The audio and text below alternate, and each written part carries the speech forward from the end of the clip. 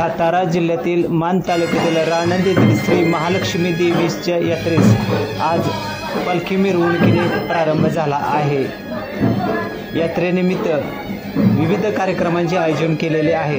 धार्मिक कार्यक्रमाबरोबरच करमणुकीचे कार्यक्रम आहेत, तसेच कुस्त्यांचा फळ होणार आहे। श्री महालक्ष्मी यात्रेनिमित्त गावामध्ये पै पाहुणे, मित्रमंडळी तसेच कुस्ती शौकीने आलेले आहेत। राणंद परिसरातील अनेक भाविक श्री महालक्ष्मी देवीचे दर्शन घेण्यासाठी आलेले आहेत। तसेच मुंबई पुण्याला असलेले लोकही या श्री महालक्ष्मी देवीच्या यात्रेस आवर्जून आलेले आहेत। गेल्या 5 वर्षापासून ही यात्रा भरत आहे। या यात्रेस अल्पावधीचा उदंड प्रतिसाद मिळालेला आहे। आपण जे चित्र बघत आहात ते मंदिरातील आहे।